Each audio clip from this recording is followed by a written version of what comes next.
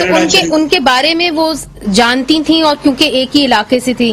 Timur صاحب، جو یہ سی ٹی ڈی نے اس وقت آپریشنز کیے ہیں اور خاص طور پہ پنجاب یونیورسٹی سے ایک بلوچ اسٹوڈنٹ کو حراست میں لیا ہے، ان کا جو وکیل ہے وہ کہتا ہے، اور ان کا نام ہے بے بگر امداد، وہ یہ کہتے ہیں کہ جی ان کو بغیر کسی وارنٹ کے ان کو حراست میں لیا گیا ہے، اور یہ آرڈر آیا تھا کراچی سے، جہاں آپ بیٹھے ہوئے ہیں، جہاں آپ کی جمہوری حکومت ہے.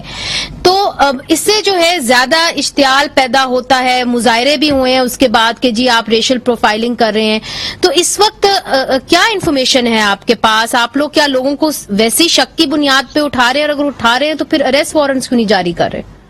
بسم اللہ الرحمن الرحیم. جی، سب سے پہلی بات تو میں یہ کلیئر کرتا چلوں کہ جس بلوچ لڑکے کی بات ہو رہی ہے وہ پولیس نے نہیں اٹھایا تھا، ان کو ایجنسیز نے ہینڈ اوور کیا تھا، خفیہ ایجنسیز نے، کیونکہ یہ کام جو بھی چل رہا ہے، جو انویسٹیگیشن چل رہی ہے، وہ پولیس اکیلی نہیں کری، پولیس، ایف آئی اے اور ہمارے خفیہ ادارے ایک ساتھ کام کر رہے ہیں. تو اس کو کچھ بیسس پہ کچھ چیزوں کی وجوہات سے اٹھایا تھا، پر کیونکہ وہ لڑکا بالکل ہی صاف نکلا اور اس کی کہیں پہ کوئی انوالومنٹ نہیں نظر آئی، کوئی ایسا ثبوت نہیں ملا، تو اس کو چھوڑ دیا گیا ہے. He is no more with us or with any other agency. اور میں سمجھتا ہوں جس پیس پہ کام چل رہا ہے، کیونکہ اب جہاں پر صرف ہم اکیلے کام نہیں کر رہے ہیں، ہم نے آپشن ملا تھا، چائنا نے ہمیں کہا تھا کہ وہ ہماری مدد کرنا چاہتے ہیں، تو ان کی چائنیز ٹیکنالوجی بھی ہمارے پاس یوز ہو رہی ہے. اور جو گھر تھا جہاں پر یہ ساری چیزیں ہو رہی تھی، وہ گھر کا ایڈریس مل گیا تھا، تو وہاں سے ہم نے فورینزک کی بہت ایکسپرٹ ٹیمز کو بھیجا ہے. بہت سے لوگوں کے فورینزک ہمیں ملے ہیں.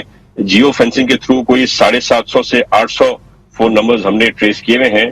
اور پلس ہمیں جو کامیابی تھوڑی بہت نظر آ رہی ہے وہ زیادہ وہاں سے آ رہی ہے جو ٹویٹر اکاؤنٹس استعمال ہوئے تھے ان کے فیور میں، جس نے اس غلط چیز کو انکریج کرنے کا کچھ شوشہ دیا تھا، تو ان کے تھرو، اور جو واٹس ایپ نمبرز یوز ہو رہے تھے ان ٹویٹرز پہ، ان تک بھی ہم پہنچ گئے ہیں.